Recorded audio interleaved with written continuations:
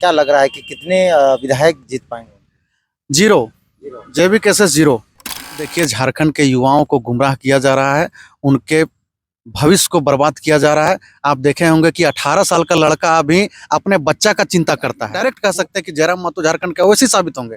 वो जहां प्रत्याशी देंगे सिर्फ और सिर्फ भाजपा को फायदा पहुंचाने के लिए। हमारी ताकत, जिनके खिलाफ 50 सालों से झारखंड मुक्ति मोर्चा संघर्ष कर रही है, उन लोगों के साजिशन एक झारखंड मुक्ति मोर्चा के खिलाफ वोट को बांटने के लिए सरकार के खिलाफ एक नया नेता को प्रोजेक्ट कर दिया जाता है। सारे सबूत हैं, किन किन भारतीय जनता पार्टी के बड़े नेताओं से उनका मीटिंग होता है, रात में उनके घर में छुप छुप करके मीटिंग होता है, कौन कौन भाजपा के सरकारी पदाधिकारियों द्वारा उन तक मोटे मोटे रकम पहुंचाए जाते हैं। रात रात में अलग अलग जगहों पर इन लोग का मीटिंग होता है। झारखंड अलग हुए, हम लोग को झारखंड मिले 24 साल हो गए। किन कम्युनिटी ने सबसे अधिक खून पसीना इस झारखंड के लिए बहाया है?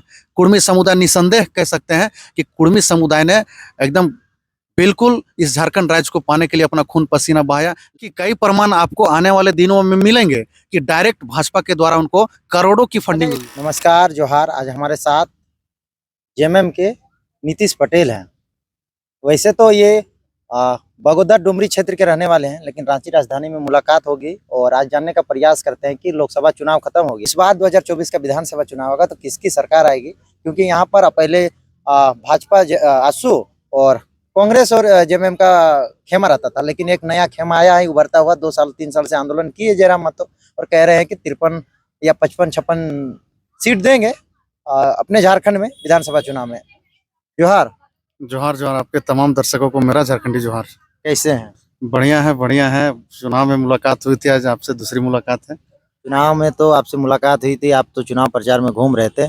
अभी आपका जो चुनाव माहौल जो है, आप चुनाव प्रचार में आपके तो प्रत्याशी हार गए, तो कहाँ आप लोग कमजोर नजर आए और किनके खेमे में आप लोगों का वोट गया?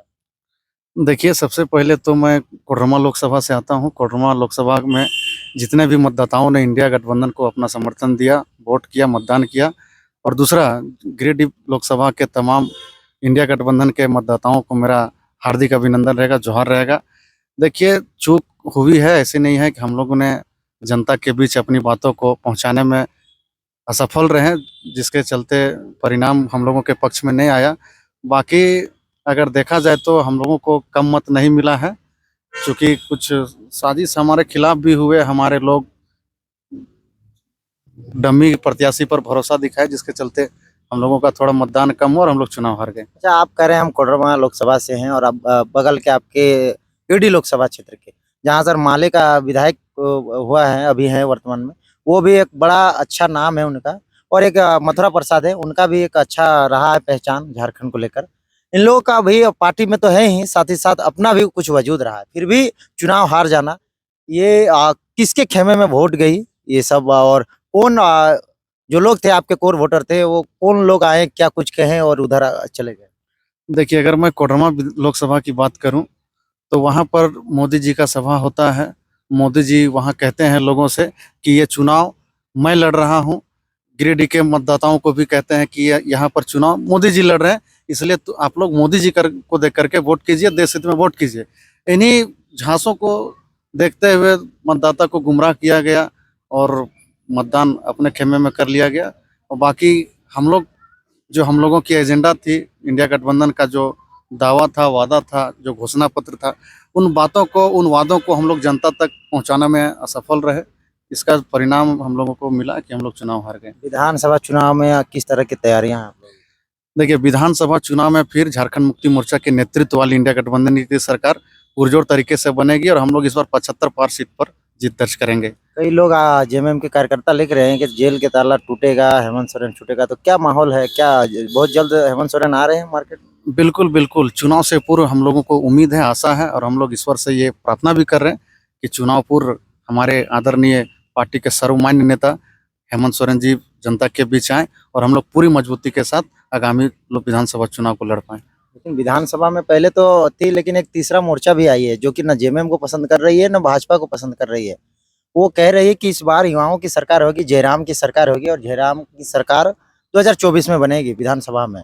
तो क्या लग रहा है कि जयराम कुछ फैक्टर करेंगे विधानसभा चुनाव में? देखिए, जो तीसरा मोर्चा जो आप कह रहे हैं, ये पूरी तरह से भाजपा का प्रायोजित मोर्चा है। आप जहां भी देखेंगे लोकसभा के चुनाव परिणाम को देखते हैं, आज जो संगठन बाहरियों के खिलाफ बना, आंदोलन हुआ, आप देखते होंगे कि एक नारा बहुत प्रचलित हुआ कि बाहरी भाषा नहीं चलतो, बाहरी नेता नहीं चलतो। लेकिन आप चुनाव के परिणाम से ये अंदाजा लगा सकते हैं, नतीजा को देख करके ये स्पष्ट कह सकते हैं कि जयराम पूरी तरह से भाजपा प्रायोजित तरीके से अपना प्रत्याशी को उतारा और नतीजन फिर उन्होंने, आप रांची लोकसभा का परिणाम को देखेंगे तो यहाँ पुरजोर विरोध हुआ कि संजय सेठ बाहरी हरियाणा के रहने वाले, उनको हराना चाहिए, लेकिन जेबी केसेस ने अपना प्रत्याशी देकर डायरेक्ट संजय सेठ को जिताने का काम किया। हजारीबाग लोकसभा में भी आप अगर देखते हैं तो इंडिया गठबंधन को हराने के लिए वहां पर जेबी केसेस ने अपना प्रत्याशी दिया और नतीजा ये हुआ कि वहां से हमारे इंडिया गठबंधन के प्रत्याशी जयप्रकाश भाई पटेल जी चुनाव हार जाते हैं और यूपी वाले ये क्या नाम, मनीष जायसवाल जी चुनाव जीत जाते हैं। उसी तरह गिरिडीह में भी हम आपको कहना चाहेंगे, जयराम महतो जी का क्या स्लोगन था, क्या नारा था कि हम बाहरियों के खिलाफ चुनाव लड़ेंगे, लेकिन वो धनबाद चुनाव न लड़ करके गिरिडीह आते हैं और हमारे अपने ही लोगों को जो स्थानीय हैं उनको बरगला करके कि हम जादुई सपना जिसको कहते हैं कि सब युवाओं को बोले कि हम चुनाव जीतेंगे तो जो भी देश विदेश के अन्य कोनों में रह रहे हैं, अन्य हिस्सों में रह रहे हैं, उनको हम रातों रात यहाँ पर नौकरी देंगे। स्थानीय लोगों को सीसीएल बीसीसीएल में अपना जीएम होगा, अपना सारा मैनेजर होगा, सारा एम्प्लॉय यहाँ के स्थानीय होंगे। तमाम सपनों को दिखाकर उन्होंने वोट को बिखराया और हमारे इंडिया गठबंधन के प्रत्याशी मोहतरमा महतो को हराने का काम किया। वही आगामी विधानसभा में भी यही देखने को मिलेगा। जिस तरह से ओवैसी का प्रयोग भारतीय जनता पार्टी इंडिया गठबंधन को हराने के लिए मैदान में उतारती है, उसी तरह झारखंड में भी भारतीय जनता पार्टी जयराम को सिर्फ और सिर्फ यहाँ इंडिया गठबंधन को कमजोर करने के लिए उतारेगी। आप ओवैसी से जयराम को तुलना कर रहे हैं? बिल्कुल कर रहे हैं। आप देखिए कि ओवैसी अपना प्रत्याशी जहां भी देता है वहां इंडिया गठबंधन को नुकसान पहुंचाता है। उसी तरह झारखंड का ओवैसी डायरेक्ट कह सकते हैं कि जयराम महतो झारखंड के ओवैसी साबित होंगे। वो जहां प्रत्याशी देंगे सिर्फ और सिर्फ भाजपा को फायदा पहुंचाने के लिए। गोमिया डुमरे में कह रहे हैं कि हम लीड किए हैं, वहाँ पर जयराम के निर्विरोध विधायक होंगे।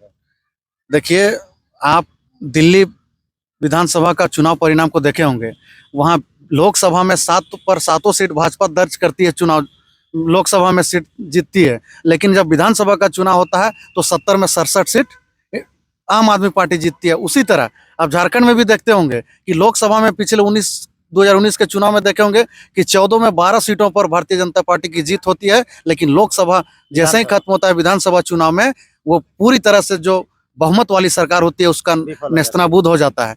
तो आप लोकसभा के वोटों को विधानसभा में तुलना नहीं कर सकते हैं। हाँ, गोमिया में और डुमरी में निश्चित तौर पर जयराम को मत मिला है, इससे कोई नकारा नहीं जा सकता है, लेकिन जस्ट विपरीत आपको विधानसभा चुनाव के परिणाम में देखने को मिलेगा और दोनों जगह पर झारखंड मुक्ति मोर्चा के हमारे आदरणीय प्रत्याशियों का जीत होगा। आप आगे देखिएगा इस चीज को। तो वो 55 जो उम्मीदवार घोषणा करने वाले हैं, क्या लग रहा है कि कितने विधायक जीत पाएंगे? 0 जेबी केसेस 0। तो ये जो मार्केट में इतना देखते हैं भीड़ उमड़ता है, लोग उमड़ते हैं, ये लोग कौन फिर होते हैं, क्या वोट नहीं देते हैं? देखिए देव बाबू, आपको एकदम स्पष्ट 2 लाइनों में हम आपको समझाना चाहेंगे। हम लोग झारखंड मुक्ति मोर्चा का 50 साल का पुराना इतिहास रहा है। झारखंड मुक्ति मोर्चा यहाँ के माटी के लिए, यहाँ के लोगों के लिए, यहाँ के खनिज संपदा के लिए, यहाँ के जल जंगल जमीन की रक्षा के लिए पिछले 50 सालों से संघर्षरत है और बाहरी ताकतों के खिलाफ। आप देखे होंगे कि झारखंड अलग राज्य आंदोलन का मांग क्यों हुआ, क्योंकि यहाँ के जंगलों में, यहाँ के खनिजों में, यहाँ के उद्योगों में तमाम बाहरियों का कब्जा था और उन चीज़ों को देखते हुए झारखंड मुक्ति मोर्चा ने ये महसूस किया कि स्थानीय जगहों पर स्थानीय लोगों का कोई जगह नहीं मिल रहा है। तो जयराम महतो उसी के लिए तो आंदोलन कर रहे हैं, बोल रहे हैं जेएमएम नहीं कर रहा है ना कुछ कर रहा है। मैं वहीं पर जा रहा हूँ देव बाबू। आप देखिए 24 साल झारखंड 2019 का जब चुनाव हुआ, मतलब 19 साल बीतने के बाद भी झारखंड में कभी जो पार्टी झारखंड को लड़ करके अलग करती है उनका सरकार 19 साल तक नहीं बना। जब 2019 में पहली बार झारखंड मुक्ति मोर्चा के नेतृत्व वाली बहुमत सरकार बनी तो लोगों में एक आशा जगी कि झारखंडी लोगों के कल्याण में काम होगा और सरकार उस दिशा में आगे बढ़ रही है, लगातार बढ़ रही है 2019 में जब से सरकारें बनी है। लेकिन वही बाहरी ताकत जिनके खिलाफ 50 सालों से झारखंड मुक्ति मोर्चा संघर्ष कर रही है, उन लोगों के साजिशन एक झारखंड मुक्ति मोर्चा के खिलाफ वोट को बांटने के लिए सरकार के खिलाफ एक नया नेता को प्रोजेक्ट कर दिया जाता है। और क्या होगा, आज फिर हमारे स्थानीय जो ताकत है, स्थानीय जो मुद्दे हैं वो कमजोर होंगे और फिर बाहरी ताकत जो आज जयराम के रूप में यहाँ पर एक नेता को परोसने का काम किए हैं। अच्छा, एक चीज नीतीश जी आप बताइए, आप लोग जो कहते हैं प्रोजेक्टेड है जयराम मत, तो कुछ ऐसे साक्ष्य बताइए कि कैसे आप मान लेते हैं कि प्रोजेक्टेड है जयराम हम मत? तो आपको लोकसभा चुनाव के परिणामों से बता दिए हैं डायरेक्ट।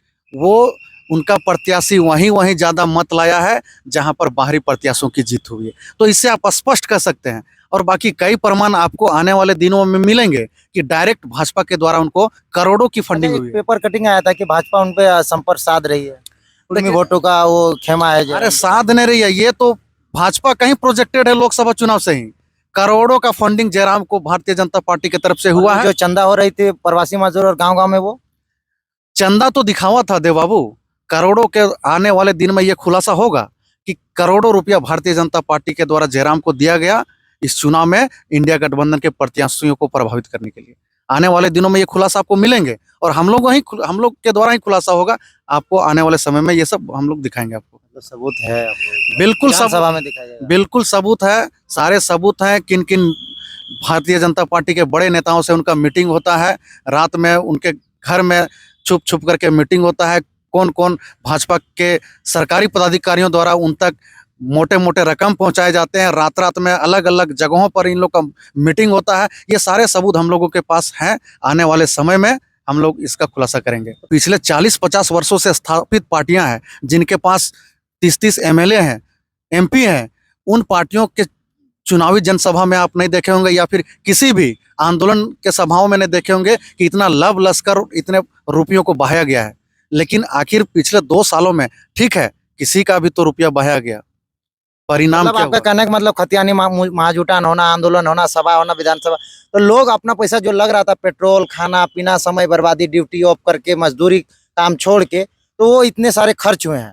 बिल्कुल, देखिए झारखंड के युवाओं को गुमराह किया जा रहा है, उनके भविष्य को बर्बाद किया जा रहा है। आप देखे होंगे कि 18 साल का लड़का अभी अपने बच्चा का चिंता करता है। शादी नहीं किया है, 18 से 20 साल के लड़का को देखिएगा, वो बोलेगा कि ये लड़ाई हम लोग के आने वाले पीढ़ियों के लिए है। उनको भविष्य की चिंता नहीं है। तो इस तरीके से हमारे झारखंड के युवा पीढ़ियों को अपने उनके सही मार्ग से भटकाया जा रहा है। आज जिन इसमें तो सबसे ज्यादा महतो का खेमा ज्यादा दिख रहा है। पीला गमछा जिस तरह से कहा गया, 4 तारीख को मार गई पुलिस का, तो पीला देखिए- गमछा को चुन चुन के मारा गया। देखिए देव बाबू, चुआड़ विद्रोह के इतिहास से ही कुर्मियों का भागीदारी हर आंदोलनों में दिखता है।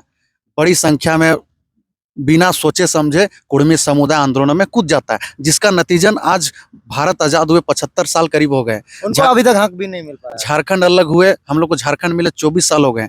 किन कम्युनिटी ने सबसे अधिक खून पसीना इस झारखंड के लिए बहाया है? कुर्मी समुदाय। निसंदेह कह सकते हैं कि कुर्मी समुदाय ने एकदम बिल्कुल इस झारखंड राज्य को पाने के लिए अपना खून पसीना बहाया। लेकिन उस समुदाय आज 24 वर्षों में कहाँ पर है, कहाँ खड़ा हुआ है, अपने आप को कहाँ पाया, कितने अधिकारी आज तक हमारे समाज से बने? तो आप देखे होंगे कि फिर उसी तरह से आज एक 24 साल बाद भी हमारे समाज के युवा पीढ़ियों को बहकाने का प्रयास हो रहा है। और मैं ये कह सकता हूं कि हमारा समाज अगर अभी भी सचेत नहीं हुआ तो 2 पीढ़ी पीछे जाने से कोई नहीं रोक सकता है। मतलब आगाह कर रहे हैं। एकदम आगाह कर रहे हैं। हम लोगों के अपने समाज के युवाओं को आगाह कर रहे हैं कि अपनी भविष्य की चिंता कीजिए और झारखंड मुक्ति मोर्चा में जो झारखंड माटी की पार्टी की जो सरकार है उसको समर्थन दीजिए। हाँ, आपकी जो डिमांड है सरकार से के समक्ष रखिए, आपके डिमांड को पूरा करेंगे हम लोग। लेकिन बाहरी ताकतों का, बाहरी लोगों के साजिशों में मत फंसिए और झारखंड मुक्ति मोर्चा के कद को, उन संगठन को मजबूत कीजिए। आने वाला दिन में तमाम चीज़ों जो झारखंडियत की मांग है, स्थानीयता हो, नियोजन नीति हो, नियुक्तियां हो, आज हमारी सरकार तमाम चीज़ों पर कदम बढ़ा चुकी है। और आगामी लोकसभा चुनाव, विधानसभा चुनाव में हम लोग फिर से बहुमत की सरकार बनाएंगे और जो भी काम हम लोग 5 साल में नहीं कर पाए हैं पूरी मजबूती के साथ 2024 के बाद हम लोग करेंगे। चलिए, ये थे नीतीश पटेल, जो कि जेएमएम की युवा मोर्चा की टीम है। काफ़ी सालों से जेएमएम में कार्यरत हैं और अमित महतो के साथ भी थे। अमित महतो के साथ थे, फिर अमित महतो ने पार्टी छोड़ा, फिर भी उनको एक व्यक्तिगत बड़े भाई के नाते साथ दिए थे और अभी भी कह रहे हैं कि उनके व्यक्तिगत हैं। बाकी मैं पार्टी के कार्यकर्ता हूँ, पार्टी के साथ हूँ और इनका कहना है कि जेएमएम में मुख्य रूप पर काम कर रहा हूँ और जेएमएम ही इस बार 2024 में सरकार बनाएंगे। बाकी जयराम के प्रति क्या कुछ कहें, कमेंट बॉक्स में आप भी बताएं क्या इनका विचार रहा। मिलते हैं और इस तरह के नई वीडियो में। समय देने के लिए बहुत बहुत धन्यवाद। जोहार जोहार, धन्यवाद।